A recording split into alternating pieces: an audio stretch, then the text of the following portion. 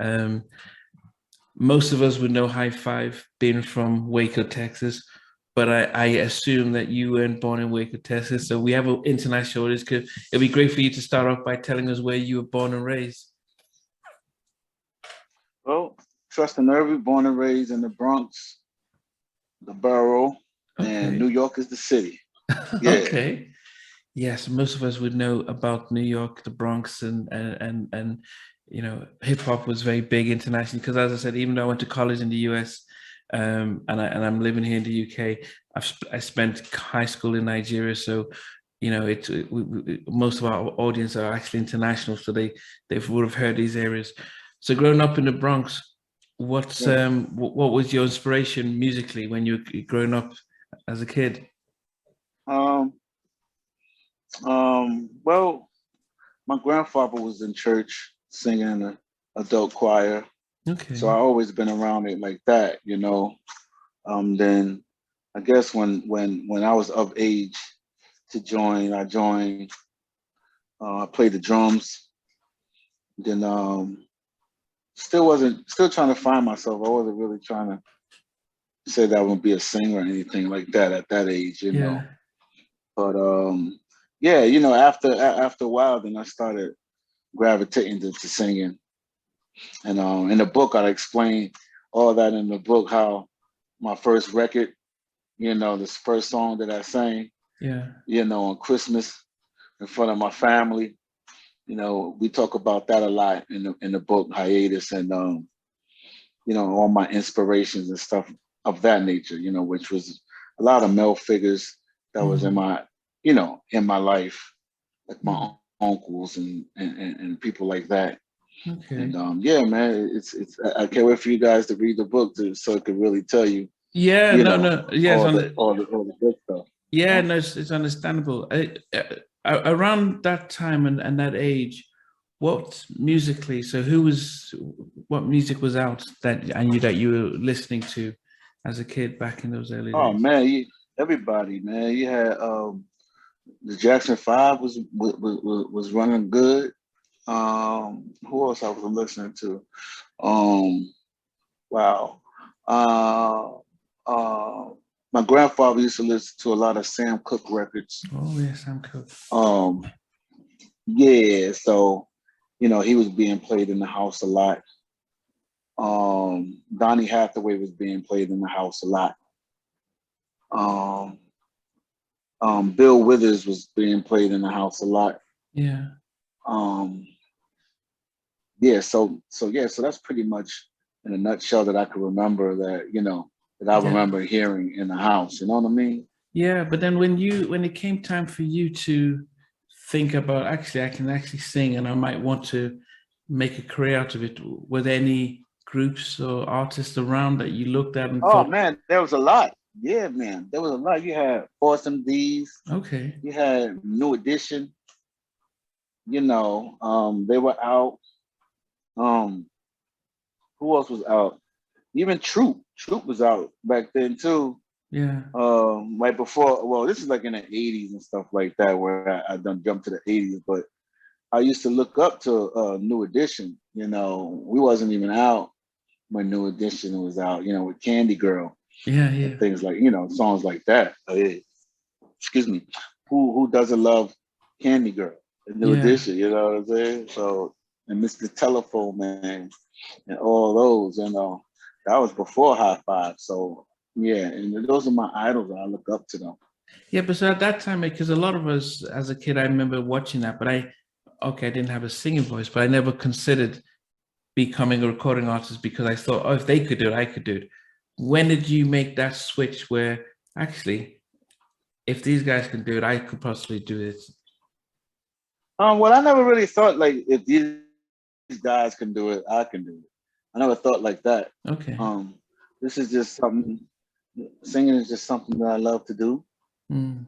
Um, in the book, I talk about my first concert in junior high school and how that made me feel.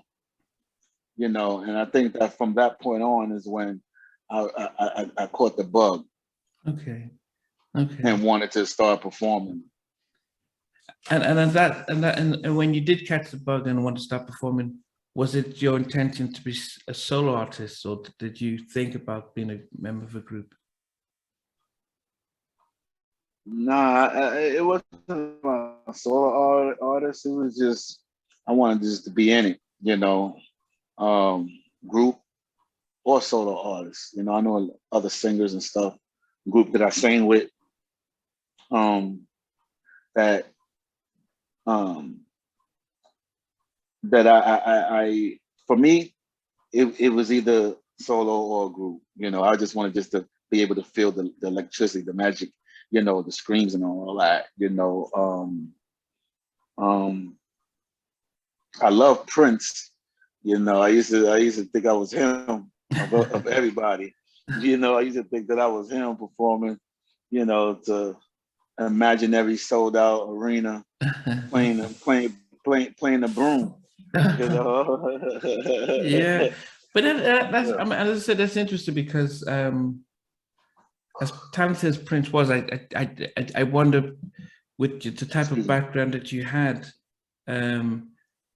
who did you look at and think, you know what, this is how I think I can model myself as an artist? It was a lot, man. It wasn't just one specific artist. You know, it was a lot of different artists that I liked certain things that they did. You know, and I was like, wow, you know, put my little twist on it, and it could work.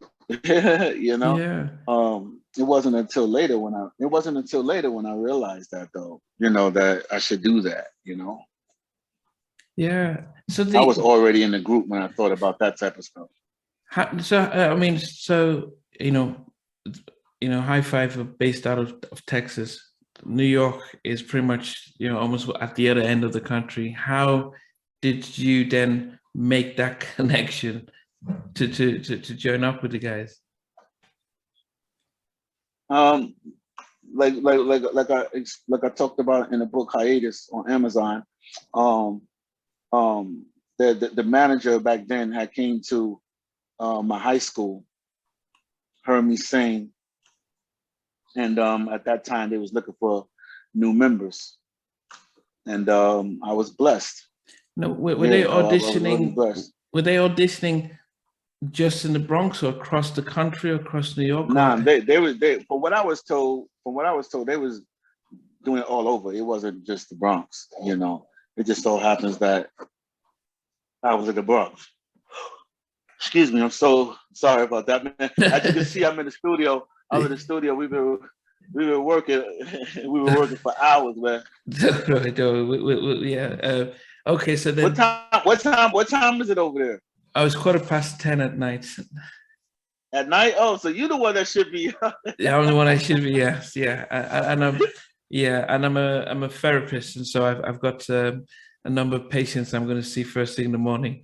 But Oh no. yeah, but no, but as I said, it's good. And it's always amazing when I do hear when somebody gets picked in an audition, because it could go anywhere. I mean, the fact that you were selected. But how old were you when you got when you got selected to join High Five? I was I was like 15 going on 16. Wow. Okay. And so your parents, here you are telling them that I'm about to join a group at a 15-year-old, and what did they say? Yeah, sure, go ahead. Oh, Nah, my mom wasn't trying to hear that. I explained. You asking all the right questions because in the book I discussed that. I talk about that as well. How my mom was like, "Boy, you crazy." What are you talking about? yeah. I mean, and the reason I asked that, because that's it's a different thing, because as I said, when I spoke to Mike and Slim from 112, they were all together and they were doing it together, and so when they finished high school they kind of moved into it. So it's a little bit different when you grow up with the guys and you're close to home and you're moving in, but they're based somewhere else, and you are by yourself. So it's a big thing for families to trust and just thrust you in there. And at that time, I don't know how many R&B groups had young kids, teenagers. I mean, we talk about New Edition, but they were very rare.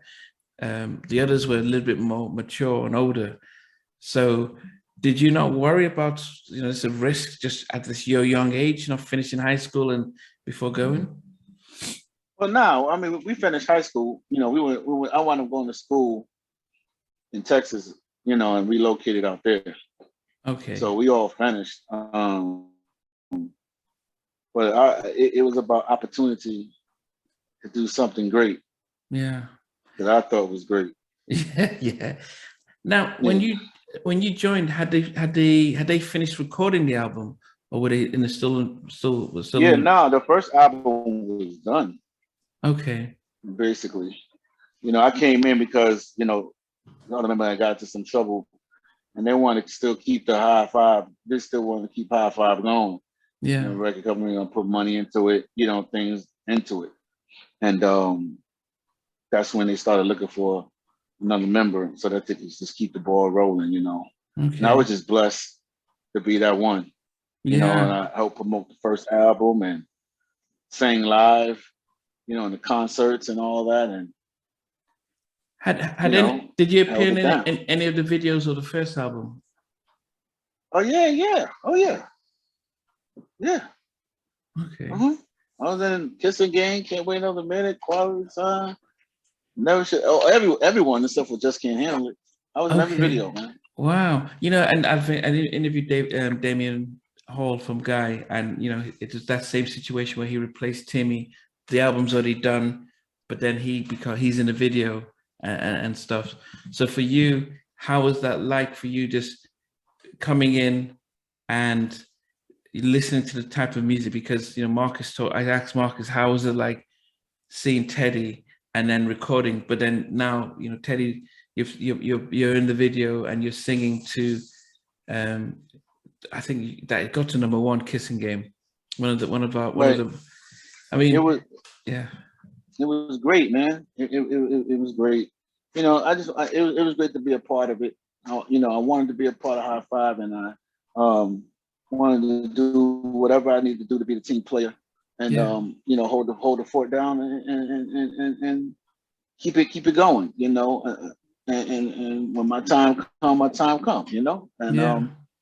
just kept it going, man, and doing and putting my energy out there and doing what I felt I needed to do and contribute to the group, and which is my swag and all kinds of other things as well, vocals, so yeah, man, I was excited, man. I was a young boy, you know what I'm saying? So I was a young boy.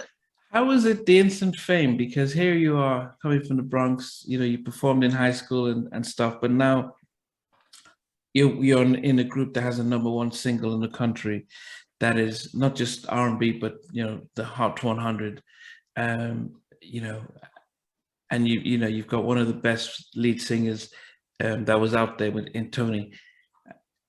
The fans being on stage and thousands and thousands of people crying out for you guys. How was that personally to adapt to that as a 15, 16, 17-year-old all of a sudden?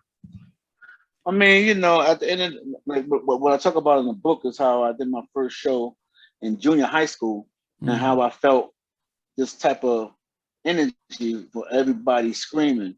So I've been yearning for that for the longest time. So when it was set upon me, I embraced it. At a young age, I probably abused it, but now I know how to appreciate it. Yeah. Okay. Yeah. I mean, as I said, there is I don't think anyone can prepare you for instant fame and celebrity and that type of adoration. I guess there's no manual around for it. Yeah, there's no manual, man. You just gotta you gotta jump in the water and pray you know how to swim. Now you had four guys. Watch out for all the sharks. Oh, the sharks, yeah, yeah. We've heard so many stories that the sharks have become too common for us. But you have four guys from the same neighborhood, speaking the same Texas swag. How was that for you coming from New York, adapting to, and fitting in with four guys from what the same neighborhood that and have known each other for a long time? I mean, it really didn't bother me, man. I'm an easygoing person, I think I got a pretty cool personality, and I get along with anybody who want to get along with me. Yeah. So that's what it was about, man. The vibe felt good, the energy felt good, and God kept on speaking to my heart, saying that this is the situation that He's put before me, and I just took it like that.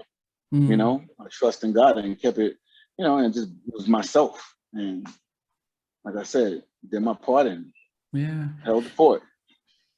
Now you guys come to do your second album, Teddy's not. Teddy's not on it, but you get R. Kelly, who was, I don't think at that time people knew how much of an amazing writer producer he was. But and then this is the first time that you're involved in the writing. I'm sorry, involved in the recording of the album. What was that experience like for you, being in the studios, now being able to contribute vocally to the album? It was cool, man. It was dope. R. Kelly was dope. He was a good personality. Became a good friend of mine.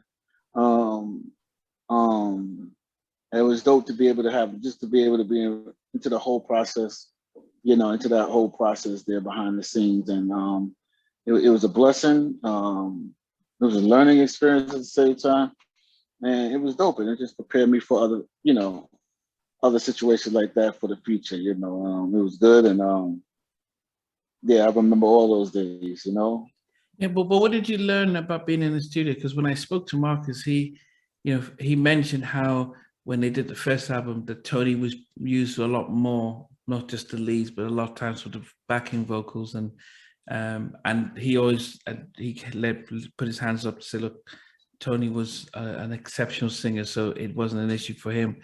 But for yourself, coming in, what did you learn about the recording process and how much of your vocals could be contributed to the making of the album?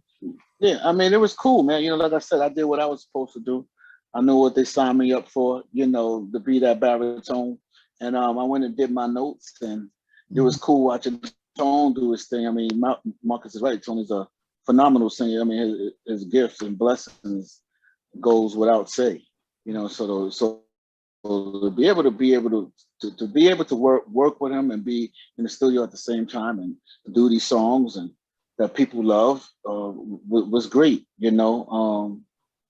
It was a great time for me to be able to be a part of that. I mean, on reflection, when you think about the debut album and the sophomore album, which one did you think, production-wise, and also just what the songs, was a better album?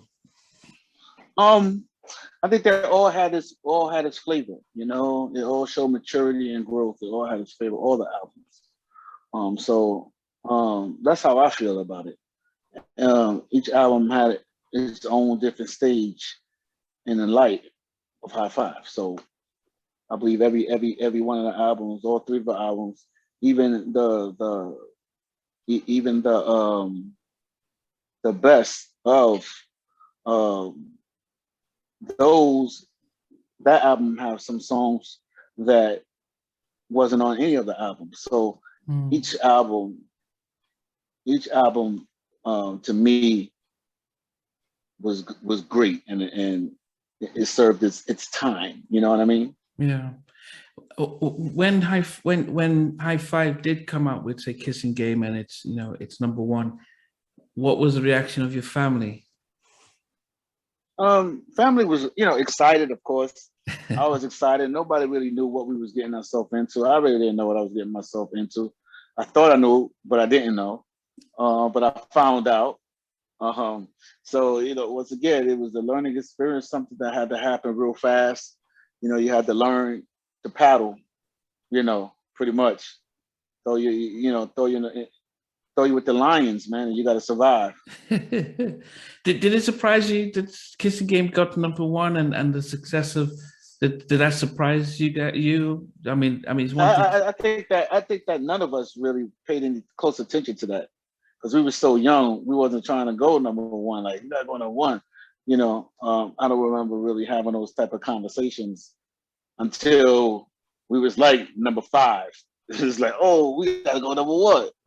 This is cool. Now we got the #5 record. Oh, and then being #1 felt good. So we needed some more #1s. Yeah.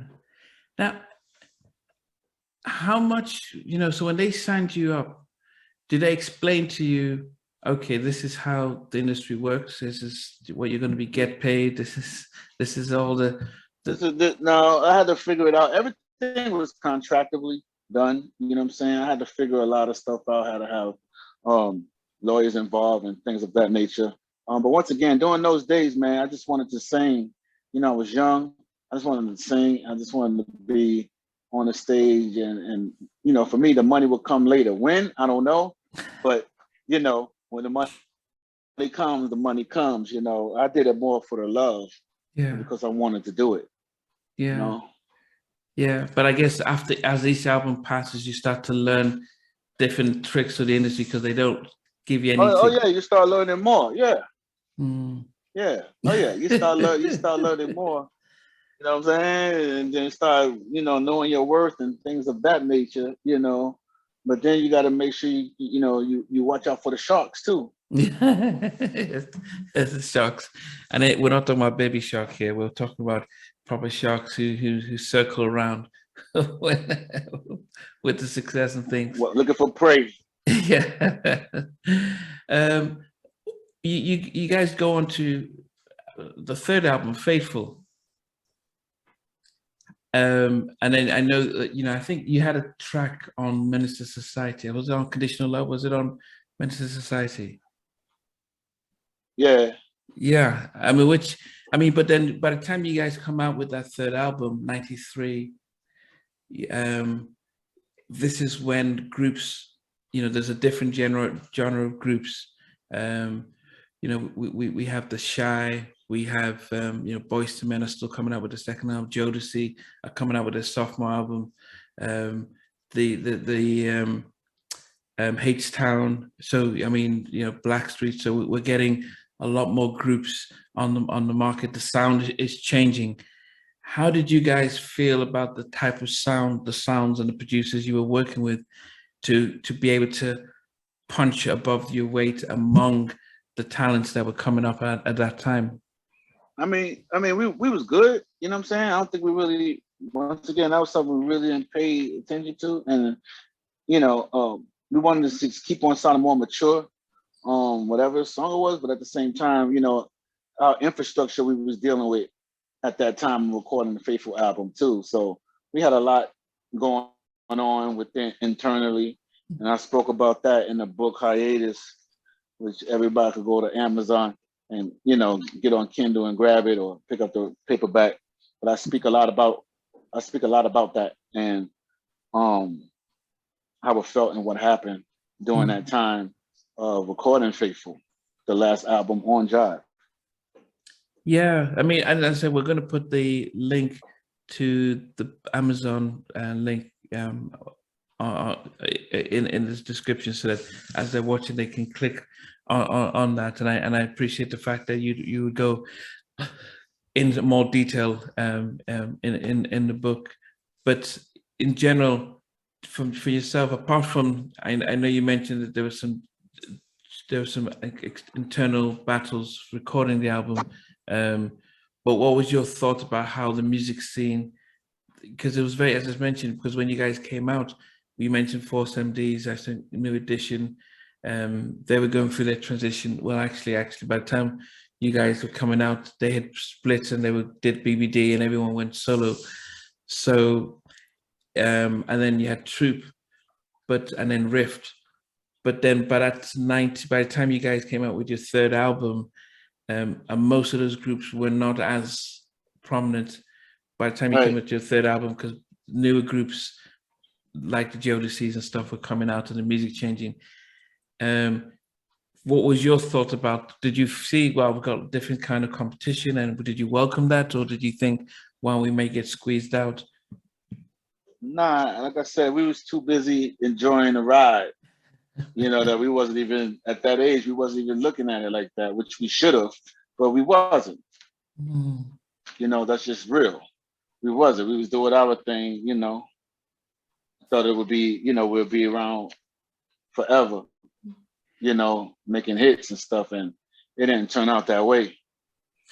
Now, on reflection, do you think management would have having stronger management that would have helped, or do you think the label and the A&R should have been a little bit more involved in directing you guys, or what are you?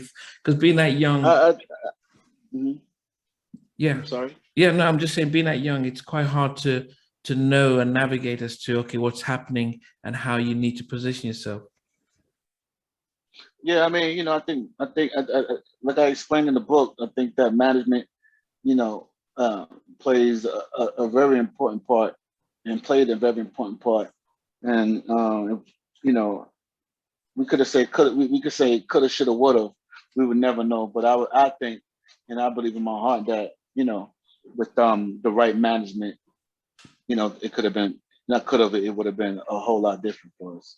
Yeah, and the other thing I want to find out too, because if you think about the groups that were coming out in the earlier 90s, so even the SWVs and En Vogue, one of the things they had in common is that they worked with a primary producer. So either members of the group could write and produce, like Jodeci and stuff, or they had a sort of a producer alongside them who gave them a sound that was like, this is their sound, that they continued. And when you look at High Five, you guys had a lot of good producers working on your albums, but you didn't have somebody who was consistently working on a big chunk of your album that gave you that, apart from Tony's memorable voice, that gave a sound that we could easily identify with. Within the group, did either one of you guys have the ability in those days to do a lot more writing and production? Well, the record company wasn't having it back then. You know, back then you got to remember, you know, that's back then, yo. Like it was different. The record company was different, man. You know, back then, you know, you at a certain age, you was done with what you was told. You did what you was told. And that's pretty much it. You ask questions later. If you wanted to ask questions, then, you know, you was the problem. Now you're the problem. You know, but that's what was going on back then. It's not like that now, but that's what was going on back then. Yeah. You know, you do the work, do what you're supposed to do, ask questions later. You know, and if you did ask questions, then you was considered the problem child, and, you know, or the shenanigans at that point. Yeah.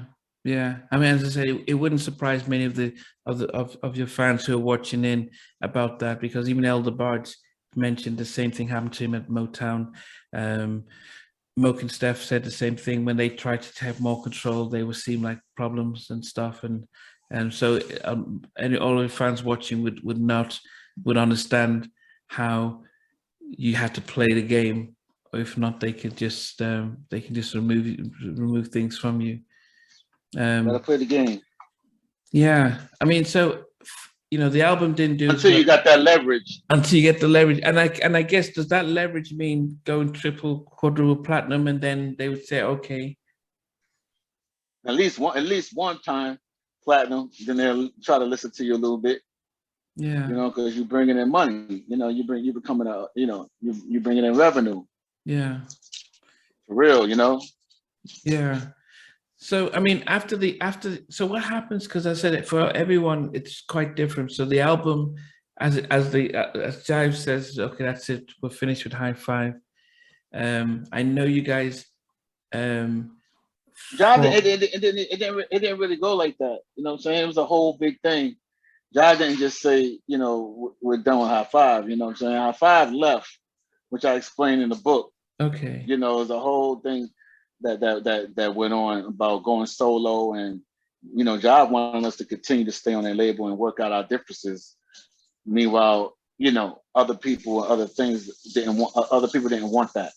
So it was the whole, like I said, doing a recording of Faithful, all about, you know, we had a lot of stuff going on internally, Yeah. pertaining to that, you know. But Jive never really wanted. The Jive never wanted us to leave. They didn't kick us out. We left.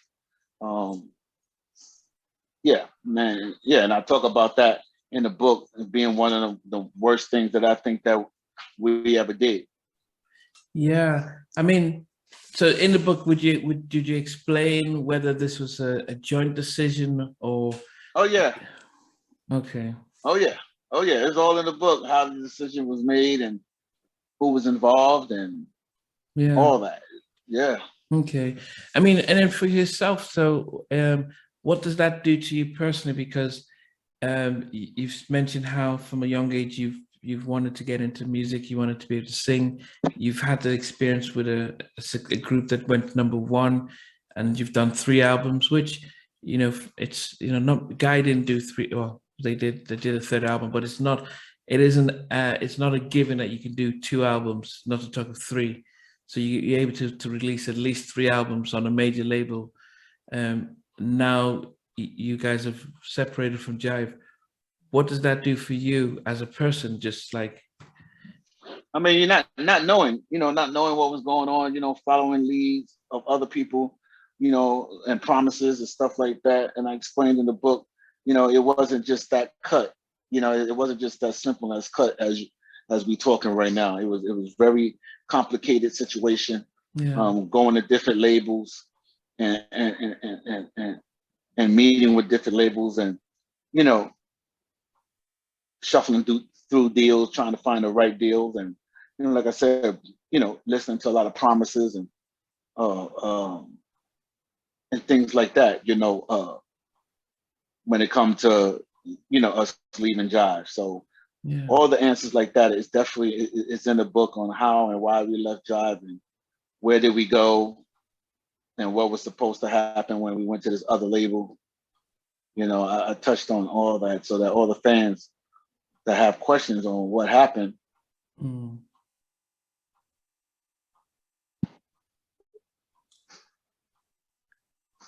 Okay.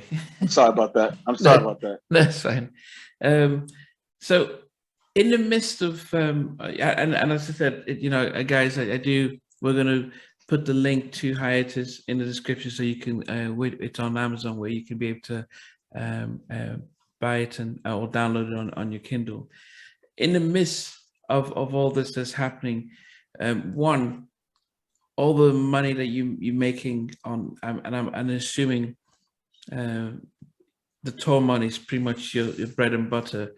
Are you gotten the right type of investments, being able to save so that, you know, it can hold you down through the sort of lean times, or what's happening around during those times, during those times, you know, we wasn't thinking that, you know what I'm saying? We wasn't thinking that. So it's just being honest. You be young kids, you know, you got to have the right management, the right people behind you to guide you. Other than that, you don't know what you don't know. So, you know, I touched on that in the book as well too. You know, what happened and how if you're not paying attention, you know, things like that could slip from you. Yeah. You know, one minute you're good, the next minute you're not. You know. And so Marcus talks about going and getting a 9 to 5 because it's like, you know, at least that's the least stability.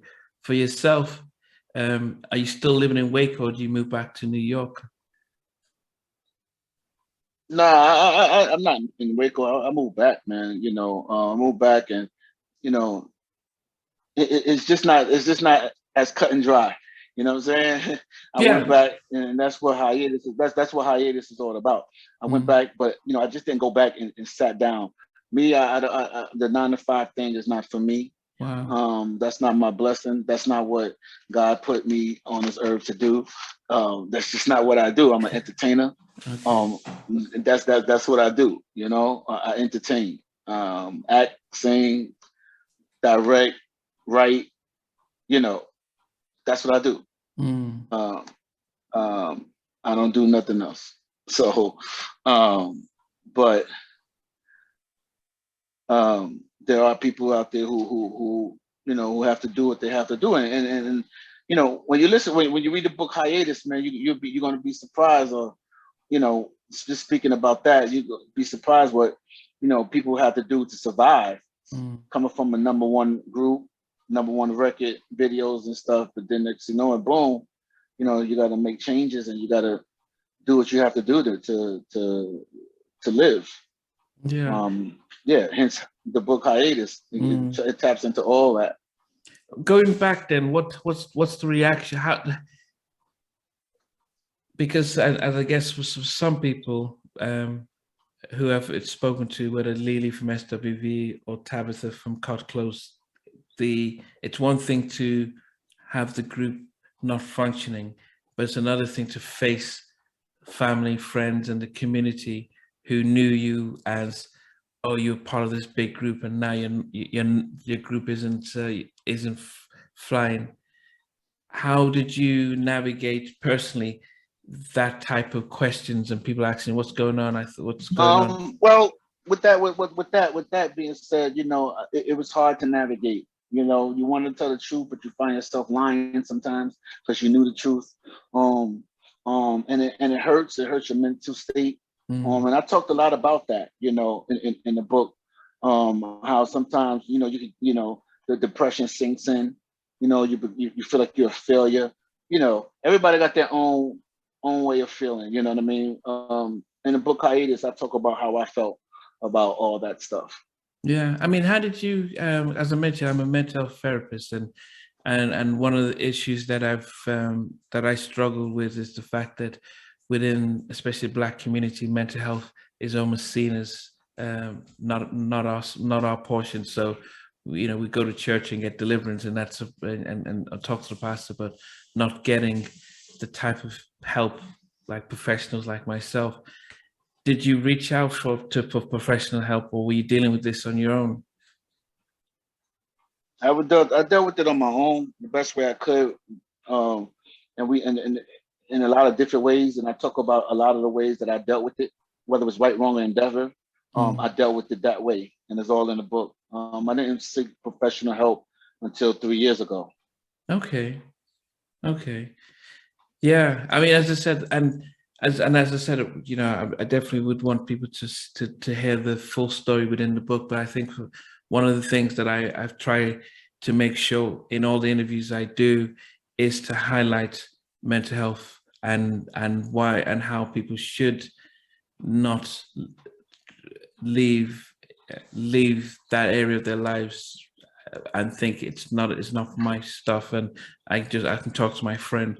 The importance of getting professional help if need be, or just getting help in some cases, especially Black men, especially men, because we have the highest, you know, when a male has the thoughts of ending their lives, they're more likely to carry it out than females, and so the need for men to talk, it has never been more important. So it's always encouraging when my guests do admit that, you know, they sought support and it has helped them through. The one thing I did realize, so you guys come back and do the return. It now in reports it says No, no. Okay. The return. I don't stand by that. That was not me. That was the imposters. And you know, we sued that situation and we won. So that return album is not High Five.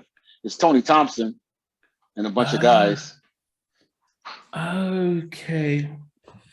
So, and as I said, for those of us who, you know, if you go into Wikipedia, if you go into other places, it would list all your albums and it will say this was Tony's last. You know, Wikipedia says, you know, Wikipedia, you know, you can't follow Wikipedia. Though. Yeah. Wikipedia, anybody could change that.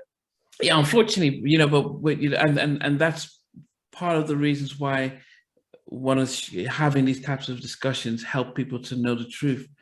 you know, to know the truth that because not that's why every I've written the book, so I can yeah tell my truth. and notwithstanding, and as I said, but well, so after that does go on, you're still in you're still out in New York. Do you still keep in touch with the rest of the guys? It's yeah, to a point. We want to get things back together and stuff like that. It's all in the book, where it just wasn't cut and dry. I'm a man that always thinks, always think about a way to come over. You know what I'm saying, to reach the other side. So I'm always thinking about certain things, about how to be better. So it just wasn't that cut and dry. Like, was we talking?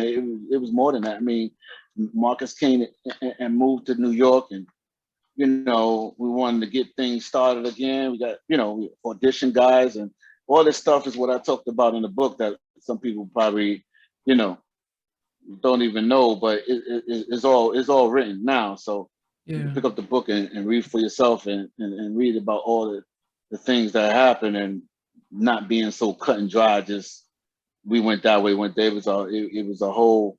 It was a time period where we didn't speak, but there was a time period where when we spoke, even lived together and did things.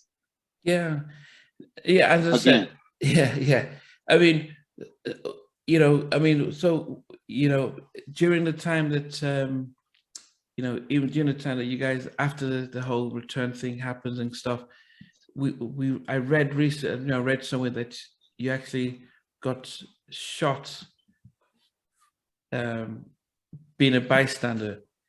I got shot 5 times. It was 5 times. I was in the wrong place at the wrong time, promoting my company in Connecticut, backstage.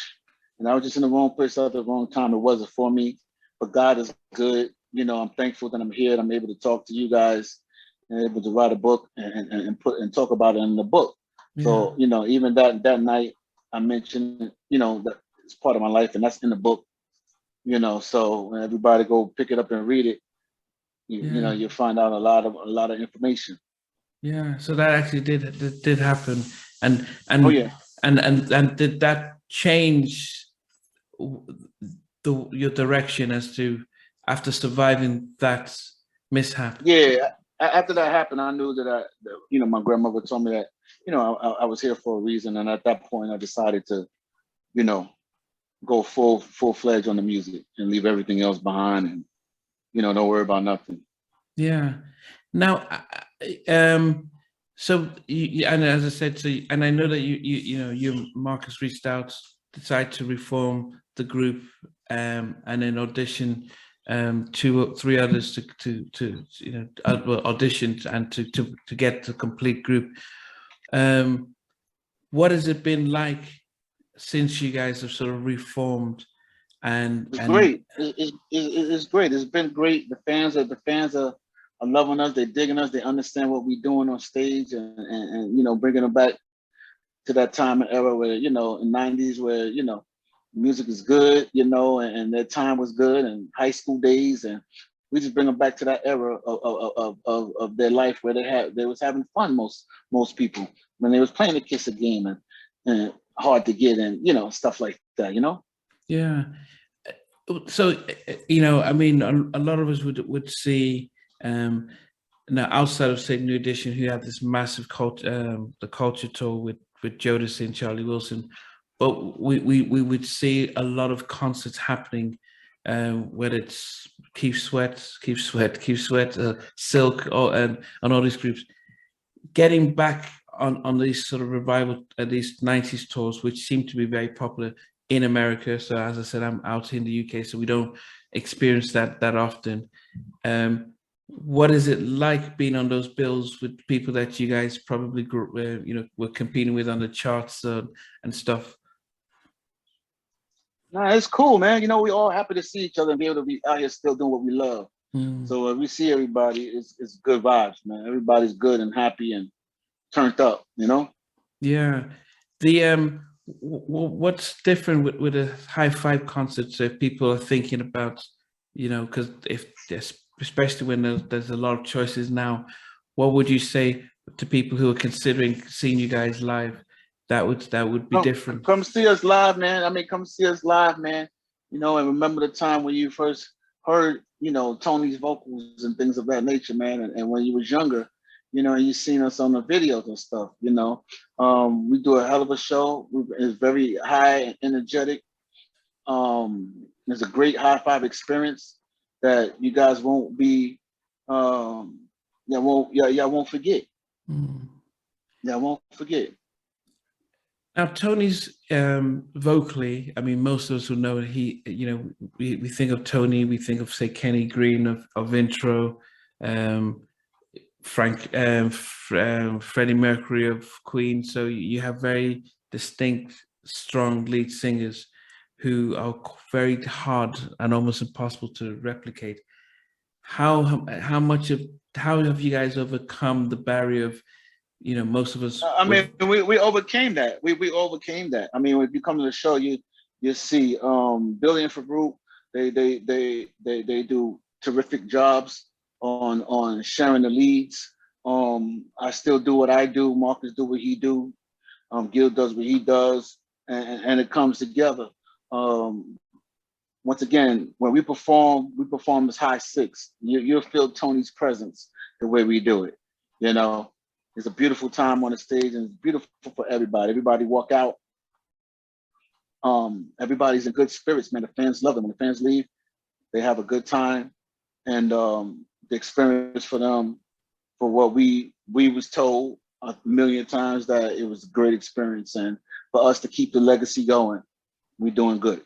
Yeah, I mean, as I said, it's one of the things that's I've noticed the revival of our legacy groups like yourselves. I think most of the people who live in the States benefit from it, because we hardly see you guys leave the US around the world and stuff. Is that ever a possibility? Did you guys think about going to Europe or stuff? Or yeah, as soon as they call for us, man, we out. We got our passports. We ready. Well, y'all promoters out there, holla. Okay. Now let's talk about hiatus. I mean, how did the idea come about to put down your story in a book? It was it was something that had to be done. God put it in my spirit, man, and it was meant for me to write this book.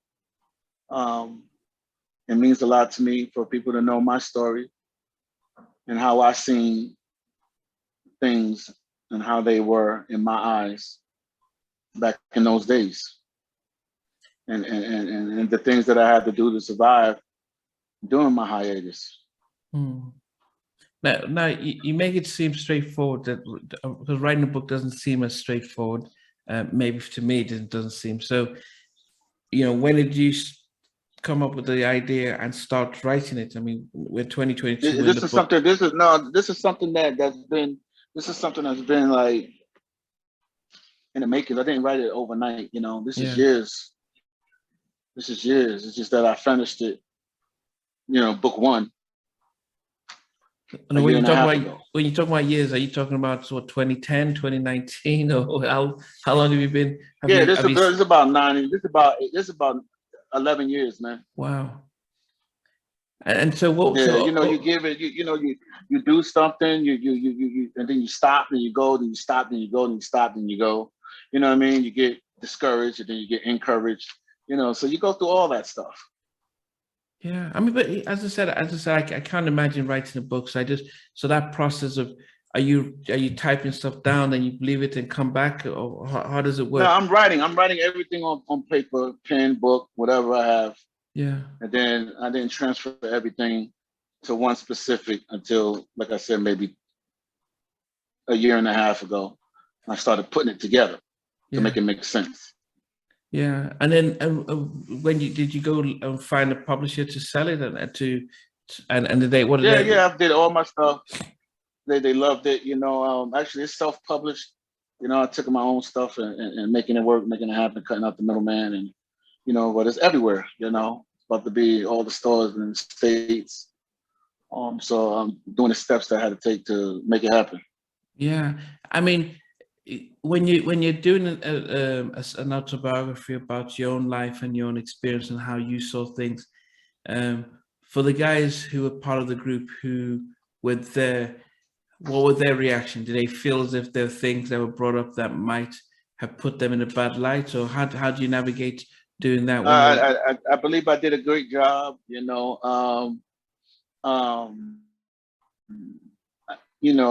Like I wrote in the book, everything that's in the book is not meant to hurt nobody. Everything that was written was from a good heart, and I protected some names and characters for the protected the innocent and the guilty. So, I played it like that, the best of my ability, but I still told my story. Yeah, and what has writing the book done for you now that it's been released? What has it done for you personally? You can ask me that. Answer that the next interview. So I really haven't, tapped into that part yet. I'm still bugging that I was able to put something out and let people in my business like that. So I'm still getting over it. It's only been a week. June 29th it came out. So I'm still in that. I was still in that phase. Yeah, but yeah, I mean, I think some people might think that it's therapeutic that you're able to share things that you hadn't been able to do. There's a sense of release, and there's the excitement, the fact it's out and people can buy it. But I guess it's whether, as you were telling your story, did you feel a sense of? I don't think it's gonna get. I don't think I'm gonna have a sense of relief after Hiatus 2 come out. Oh, okay. Once I finish Hiatus 2, then I believe that I'll be at that point to say I still got more to say. There's still stuff that's being written down that happened during the last 10 years. So where does Hiatus? The book don't go. The book don't start. The book don't start 10 years ago. 10 from 10 years ago on is Hiatus 2. So this for Hiatus. So you want to see what the I'm sorry. Yeah. So Hiatus, is it from your early age up to with what 2012 after you got shot? Is that where it ends? You got to get the book and find out where we're in, man. You know what I'm saying? Yeah. Yeah, because the fact that you've already mentioning that you there's a part 2, and that's going to cover the last 10 years. Right. Okay. Right, and then I will. My therapy will probably be over. Okay. Okay. Yes. So I mean, it's as I said, I know the challenge of trying to promote a book and as well as trying to give an interview about yourself and your group when you have a book to promote. I think I'm doing a good job. Well, I'll always leave that to the audience to give. But as I said, yeah. So it's understandable. There's always a balance between making sure that the book becomes the foundation to watch the interview and stuff. What can we look forward to from High Five when it comes to not just concerts, but when it comes to any form of new music or any type of anything else from there? Well, we have some new music.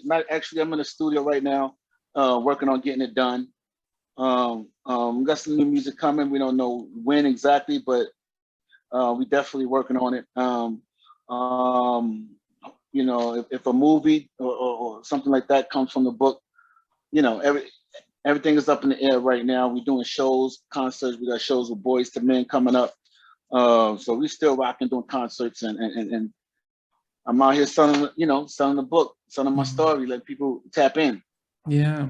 When you talk about music, do you guys, we've heard from Ashanti, we've heard from a lot of Taylor Swift, a lot of other artists who are in a way they're re-recording their old tracks to own the masters and re-releasing them. Is that something that High Five would ever consider doing? Nah. We're gonna leave. We're gonna leave. Sometimes certain songs ain't meant to be touched, so we're not gonna do nothing like that. Mm, okay. So most of what you think now it's about creating something new. Everything is new. Everything is new. Everything is new, but it still got the same sound. You guys could go check out our EP. You know, we got a High Five EP that's out on iTunes. It's been out for a minute, but you got new music on there. So go check it out. It's called High Five the EP. You can hear our new, our most recent stuff, and we have some new stuff that's about to drop soon. Yeah. Now, the question I always ask artists, especially artists who are releasing new stuff now, what becomes the purpose of releasing new music? Because financially, it is not as profitable as it used to be when it was physical copies people bought and you're getting the money that way. Now that it's very digital, it's almost free. You can listen to it on YouTube. You can stream it. I mean, with streaming services and stuff, you still can make your money. As long as your paperwork is right, you can still make your money, Just got to make sure your paperwork is right. And things are different these days, You just got to get your stuff on streaming and get out there in front of fans. And, a lot of people our age don't really be on computers too much. So that's the dilemma. But,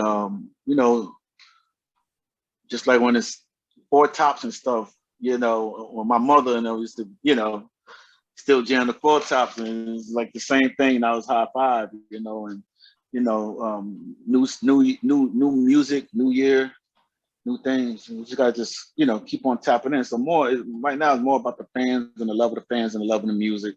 Yeah. And everything else will follow. So as we end, I always ask my guests that if you were stuck on an elevator and it would take a couple of hours before they got you out, what movie do you request to watch? Scarface. Okay, Scarface, Tony Montana. And then thinking about that, so that's be one of your favorite movies. What would be one of your favorite all-time songs that you go to, your favorite song of all time?